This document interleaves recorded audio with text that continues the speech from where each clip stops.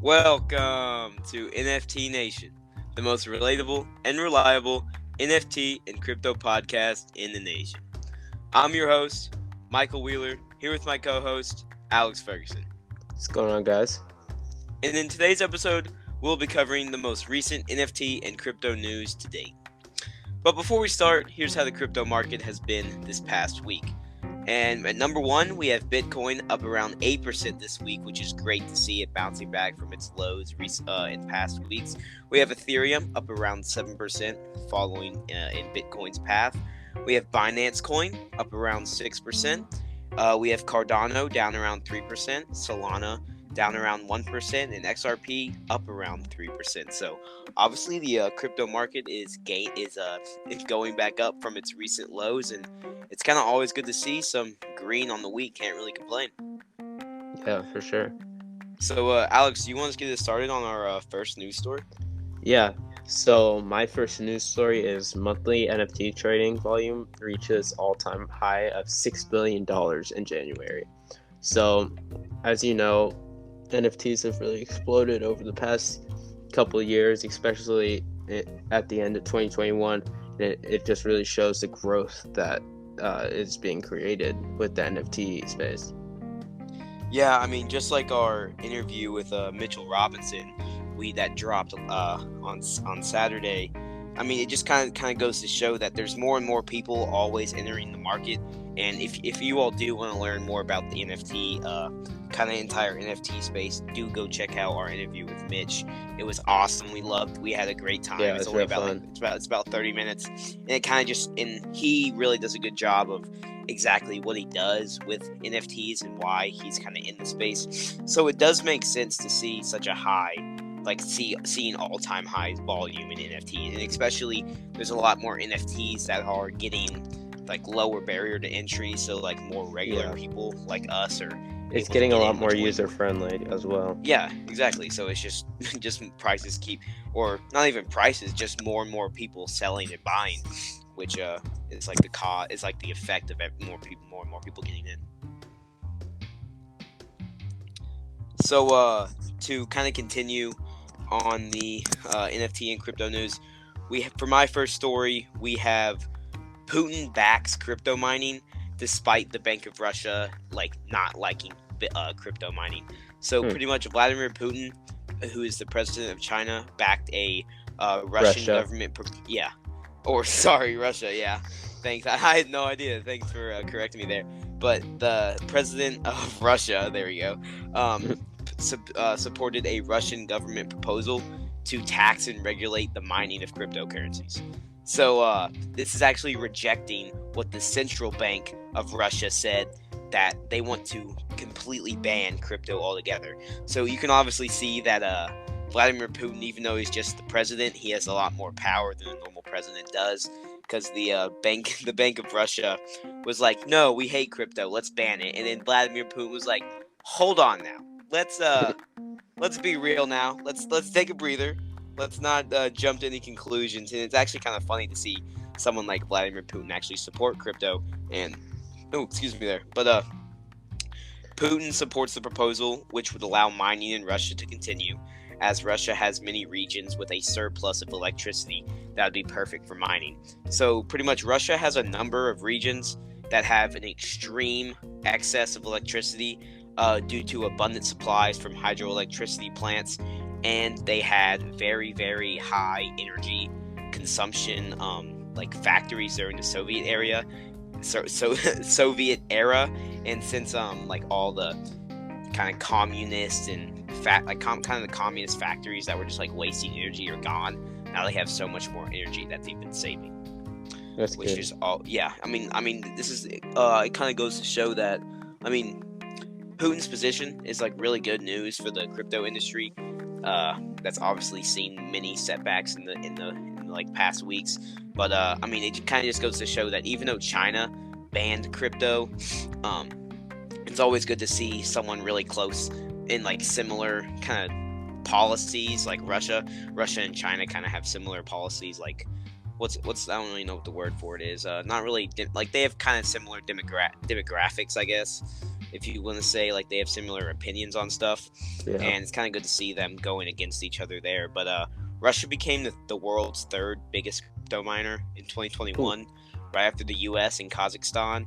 So yeah, you can kind of tell that Vladimir Putin was like, hold on now, we would be getting rid of the third largest crypto miner in the world if we did this. So I think it's kind of good to take a step back and actually tax and regulate it instead of just banning it altogether. There'd be a lot of profit loss too, because of all the energy. Yeah, especially for a country like Russia that doesn't exactly really care about the rules as much. They kind of just want to kind of be as powerful as possible. It makes sense why they would want to have a strong footing in the crypto mining. But pretty much a quote from kind of Putin's secretary, you could say, is he said his secretary said, "We also have certain competitive advantages here, especially in so-called mining." So that's literally a quote directly from the Russian government that says, "Hey, we're good at mining. Let's not get rid of it. We can make money off of it." Yeah. I mean, I don't know why they wouldn't. So for my my next article, it's Metaverse Crypto, the Sandbox announces partnership with world-renowned music label. So this is so the music label is Warner Music Group. They're kind of they're related with Ed Sheeran, Madonna, and Coldplay, and a bunch of others. And so pretty much Warner Music Group, they bought some land. It was like oceanfront land, and what they're gonna do is they're gonna have concerts in the metaverse with their kind of house or whatever, so that a bunch of people can join them. Yeah, with a bunch of people that can enjoy to watch their all those artists perform. Yeah. I mean, that makes total sense. Like a record label wouldn't want to do this. I mean, we've seen. It's kind of funny to say, like, compared to a video game, which like the metaverse is similar to, but like we've seen many successful kind of concerts and other stuff like kind of just music events inside video games. Like we've seen successful concerts in Fortnite, like especially with the Travis Scott and like Marshmello stuff. I mean, it's kind of funny to say, and like you can actually like kind of make fun of it because there's a concert in Fortnite, but it just shows that like I know so many people that only got on Fortnite just to see Travis Scott perform, and then that was it. Like they just like never. And then they just dropped off. Yeah, it's like it's going to be another reason for people to want to join these metaverse worlds or whatever you may say or whatever you may call them, just to see it. It'll be like good bait, I guess, to get people into the metaverse, and then they're like, wait, this is actually kind of cool. Why don't we do other stuff here, if that makes sense? Yeah, there's a lot of potential with it. Yeah, exactly. It's a good like starting point. Yeah, to get for sure. Big musicians in. Like it's kind of like with any type of new product, I guess. Once you get really like popular people to start it and get into it, more and more people will want to join. So yeah. It's I don't know why they're not doing that more. Like different companies having stuff in the metaverse. Whether it be exactly. Like I think it's just so new. I would not be surprised in like the next few years. It's like a thing that companies like have commercials for. Like I wouldn't be surprised if there's a commercial for a metaverse concert in like 2025. Imagine like Target in the metaverse. Dude, did you see that Walmart video? Yeah, I did see that. Yeah, I saw that where he's like grabbing from the shelves. Yeah, and like the cart like goes under the floor or whatever. Like I wouldn't be surprised if that's like actually a real thing. Like I was like people obviously go to the store now and like it's not going to change anytime soon. But like more and more people are literally ordering their groceries online and then having it pretty much delivered to their house. Like if you ever heard of ClickList, it's similar to like Uber. It's literally just like DoorDash but for groceries. And I mean, it's more and more people are just gonna have stuff automated like that. It's just gonna be simple and exactly like more people are gonna put on their VR goggles and go to Target. I don't know, quote unquote Target. Yeah. And just like shop because they'll be able to see what they want in their like. Not really in real life, but they'll be able to see in person what they're picking up, and then it will kind of just show up at their house, if that makes sense. Yeah. But for my second story, you can look at this. You can look at the story from two ways, either positive or negative. And so the Biden administration is planning on regulating Bitcoin, and they said it's a matter of national security. So pretty much the White House wants to set out a cohesive set of policies to regulate Bitcoin and many other cryptocurrencies. And the Biden administration will release an executive order in the coming weeks to task federal agencies with assessing the risk and opportunities that Bitcoin and cryptocurrencies pose. So pretty much you can look at this from two lenses, like I said earlier. Like, you can either think it as positive as it's good to see the government actually sitting down and talking about crypto and wanting to regulate it, or you can think it's positive based off their regulations, or you can think it's negative because you believe they're going to ban it, if that makes sense. So pretty much, like, as they continue to talk, and as the government continues to talk more and more about crypto inside the White House, I believe personally it's going to be a good thing, because I think there's so much money in the market that it won't actually get shut down. I think many cryptocurrencies or cryptocurrency companies are starting to actually lobby politicians, which is going to help the cryptocurrency stay afloat. But the White House, to add on this, the White House said that the regulations are designed to look fully at digital assets and develop a set of policies that will give a clear picture into what the government is trying to do in this space. Like, they just want to be able to understand it, really. That's kind of, I think this kind of article in headlines was kind of overblown, if I'm being honest. Like, they aren't banning it. Like, many articles kind of made this look like the Biden administration was trying to ban it. But I believe that Biden has such a low, approval rating, that he won't try to do anything drastic, especially I don't think they're going to ban crypto altogether, especially, like I said, there's so much money in it. There's no reason for them to do it, if that makes sense. Yeah, there's so much kind of traffic towards it that they can profit off of.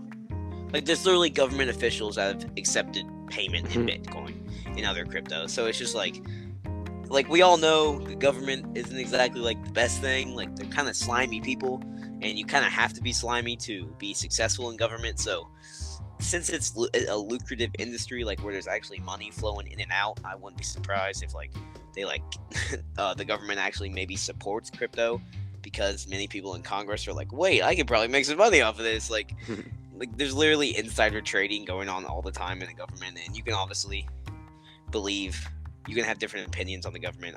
It's fine, whatever you believe. We're not trying to like make you vote one way or another, but it's just kind of like the kind of fact that Congress and many people in government are slimy people. But the government, or the White House, pretty much already the White House said also that because digital assets don't exactly stay in one country, they think it's necessary to work with other countries on synchronization. That's good. That's pretty good to hear, that the government wants to actually work with many other industries and the countries to kind of understand crypto all together. And I kind of have like a little side note, or like kind of like parting note with this article, and it's like, the government just wants to fully understand what's going on with crypto. They're not here to ban it. They're not here to prop it up and make it really popular. They just want to pretty much just understand what it is. And by having these regulations, quote unquote, they're just gonna just look it over and completely understand what it is before they do anything drastic, if that makes sense. I feel like a lot of people are still trying to figure it out. Yeah, exactly. I mean, I'm constantly explaining what crypto is. Like, like if you're meeting a stranger or meeting someone new and they don't have that much, they know what Bitcoin is by the time, like, almost everyone knows kind of what Bitcoin is. Like, they don't really understand, but they know. Yeah. Like, if you tell someone, I'm in the crypto and Bitcoin space, they look at you like you're a nerd. They look at you like you have 5 heads. Like, it's not normal yet. So you kind of just you just take it as just people being nice by saying that, or them not understanding it. Just always, if you're in the crypto space, you could be in it for many different reasons, but you have to always be willing to teach others about it. That's really how this entire asset class is going to grow. I mean, I believe it's going to grow, whether regular people like explain, or whether I'm explaining crypto to new people and strangers I meet. Like, I still believe it's going to grow whether I talk to them or not. But it's really good just to have a face-on-face conversation with someone about the market, if that makes sense. Yeah, and spread it out. Yeah, exactly. And if they don't agree with you, that's okay. That's okay. Like, we're not here to force people to download a Bitcoin wallet and buy Bitcoin. Like, we're not going to hold them down and be like, you have to buy crypto. It's just like, they can do what they want. If they don't want to invest, that's fine. If they want to wait until it's like normal and everyone else uses it, that's fine. Like, that's what normal people do. Yeah. So for my next article, it is Quibbit Finance suffers $80 million loss following a hack. So obviously that's a bunch of money, and I think that's like the second or third one, or like hacking that's happened recently. I know there's been it was in one of the Koreas that there's North Korea. Big North Korea. Yeah, how they're like hacking other like industries and stuff. Yeah. So, and there's another one, I forget where it was, but it's definitely rising. So, they managed to steal 206,809 Binance coin from Quibbit's Q-Bridge protocol. So I didn't know what Quibbit was, so I had to look it up. And pretty much what I was gathering was it's kind of like getting a loan for crypto, because if you go to the website, you can like supply or borrow crypto for other people. Yeah. It's kind of like, or sorry to cut in, but it's like, it's the entire industry from what I know is called decentralized finance, or DeFi. Like a lot of it's being I think we need to really do a podcast episode explaining what the use for decentralized finance is, because you always hear DeFi like just thrown around in crypto, like kind of media, I guess, and it's very similar to how our banking industry works, but it's decentralized, and we probably need to go to more explanation of that, but just for the viewers to understand what exactly that may be. That's pretty much what it is. So I feel like companies need to start getting a lot more like safety measures. I feel like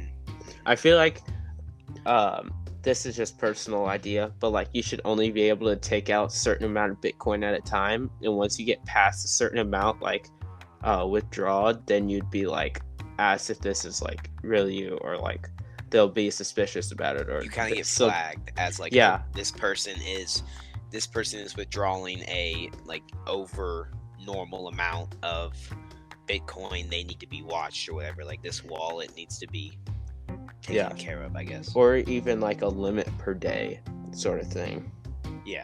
Just something that they're not able to take out every single coin at once. I feel like that could solve a lot. You shouldn't be able to flood the system. Which is it kind of smart. It kind of sounds like a multi-level marketing scheme where like, okay, only this amount of people get in and then people can take it out. But when you think about it with crypto, it makes more sense to have like a controlled basis, not just people constantly flooding in and people constantly flooding out. It just needs to be kind of balanced, like kind of like a teeter-totter. Yeah, especially when you're dealing with that amount of money. $80 million is a lot of money. Like anything above 1 Bitcoin needs to be watched. Like anything like, it's crazy now. Like some of these crypto companies have been here since the beginning, and they just accumulated like different cryptos and different coins over like their years of pretty much being in service. And now that like cryptos have shot up so much, they have the same like rustic service as a 2016 crypto market, and now they have it in the 2021 crypto market. So they're constantly getting like overcoded, pretty much, like hacked. Super slow. They have 2016 technology in a 2021 world, if you know what I mean. Like they can't compete, especially their security. So security obviously, is really lacking. Obviously this doesn't happen every day, so they have pretty decent security.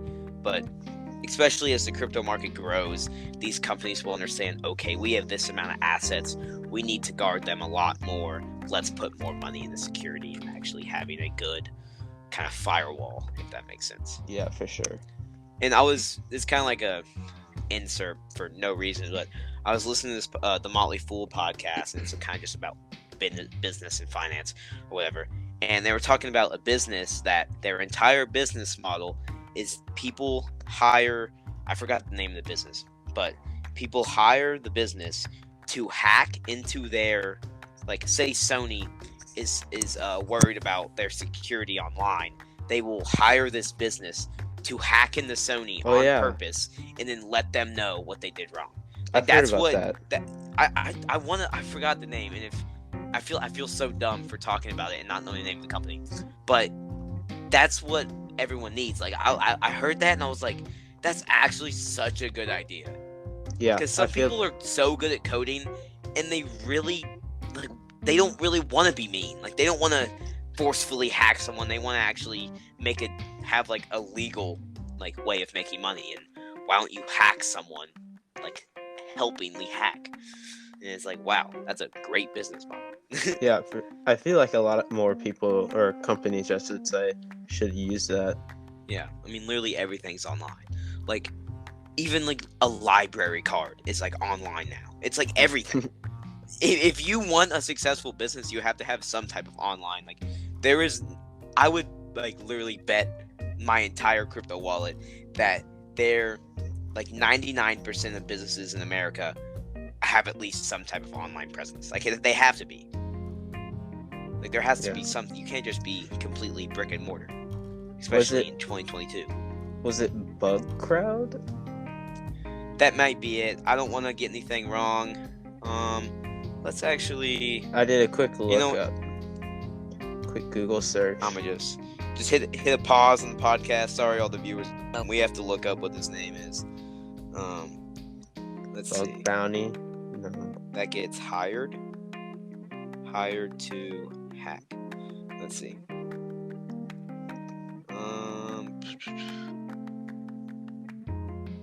I don't know. I don't really want to take that much time out of the podcast to go look this up. I don't think it's worth that much. But kind of just know that there are more and more companies that their entire job is to hack businesses on purpose, if that makes sense. Yeah. So, HackerOne, Synac, Cobalt. There's a bunch of companies. Oh yeah, there is. So there's not just more than one company. Obviously, other hackers have seen the insane kind of business model that is legal in, like, positive hacking. So, I mean, it just makes sense to have a bunch of companies that are doing the same thing. It's kind of just like anything with capitalism. Anyone sees, like, someone that's profitable, and they're like, yeah, I want to hop in that. I know how to hack. I can do that.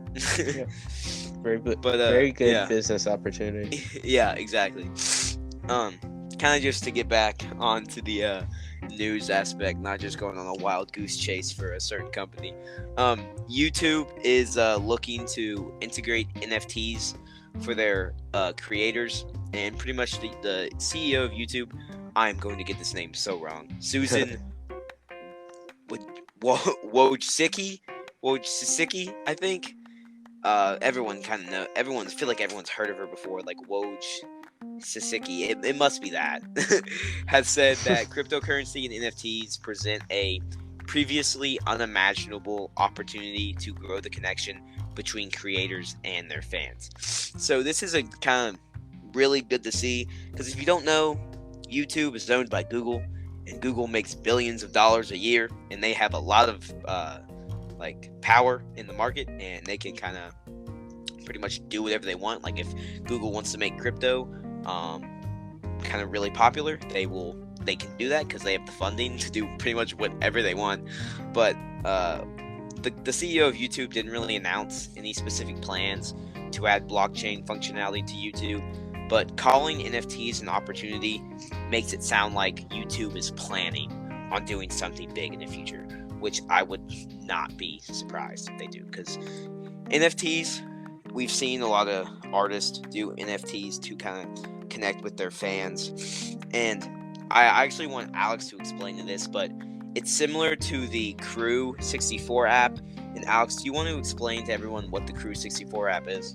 Yeah, so pretty much Crew 64, it just dropped like January 27th, I think, for everyone. But then there's obviously been early access. So pretty much all you do is you connect your Spotify premium account and you listen to specific artists. And each minute you listen to those artists, you get like a point. And each one of those points adds up and you level up. So I think it's level 4, you get your first, and then you get NFTs. And level 4 is your first NFT, and it goes up by 4. So 8, 16, and it just keeps going up from there. And then each level gets harder to get. And then when you collect all those NFTs, you can actually put them into OpenSea. And then from OpenSea, it's an awesome concept. Yeah, and then from OpenSea, obviously you can switch it over to MetaMask or whatever other wallet you want, and then you can even sell these NFTs. And so one of the creators, he tweeted that they're going to have a lot of utilities like backstage passes. I forget the whole list, but there's just a know lot. that it's kind of like a key to getting in touch with like an artist's fan base, if that makes sense. And to kind of tie what everything the Crew 64 app does, it's pretty much a perfect example of what YouTube can do. Like YouTube can pretty much do like almost the exact same thing. They can literally copy the exact same concept. Yeah, honestly, and it would work because I literally downloaded this Crew 64 app because I listen to music anyway. I like it. It kind of works very similar to Spotify. I was like, well, I mean, I listen to music anyway. It's not going to cost me any gas fees right now. I might as well do it. I mean, worst case scenario, the NFT isn't worth much. Okay, I still want to listen to music. I still don't really care, and I still feel pride for the artist I like because I have that NFT. Yeah. So it just kind of feels special. Yeah, I looked up the utilities that they have, and then they'll unlock perks like backstage passes, early access to artist drops, and much more. So there's just a couple things, but they'll definitely add on to that because it's such a brand new idea and a really good idea, actually. Yeah, and kind of to get back to the YouTube NFT space, so the head of gaming of YouTube actually left the company to join a blockchain company, and also the senior director of creator partnerships also left to join a different blockchain company. So obviously the CEO of YouTube understands, like, wait, these really, really, really intelligent people that are working for me are leaving to go work on crypto. So she obviously understands there's big potential in it just because major players in the space are leaving to join. And also, YouTube has the ability to make subscriber NFTs, special edition like NFT play buttons. YouTube can make royalties off all the NFT sales. They can also do specialized like video NFTs of maybe your favorite creator shouting you out or whatever. The possibilities are endless. Yeah, as always. And I wouldn't be surprised if YouTube gets into the NFT space by the end of the year. It's just kind of inevitable at this point. Yeah. So guys, that's kind of all of our news and all of our opinions for this episode. Hopefully you all learned something today that you can tell your mom. Hopefully you can tell your friends what you learned on NFT Nation podcast. That'd be pretty cool if you kind of just the only way we grow this podcast mainly is just through word of mouth and sharing the podcast in between friends. That's kind of the best way to get authentic growth, if that makes sense. So we've had a great time recording today, where hopefully everyone listening at home enjoyed the episode as well. And if you're listening on Spotify, go ahead, give us 5 stars. That would be awesome. Spotify loves when creators get 5 stars, and we also enjoy it as well. And if you all have any questions for us, feel free to go to our Instagram. It's at NFT_nation_podcast, and DM us, ask us any question. Alex or I will be on there answering questions. We're always open to anything our audience has to say. And yeah, without further ado, just everyone have a great day. Yep. Thanks for listening, guys. See you guys.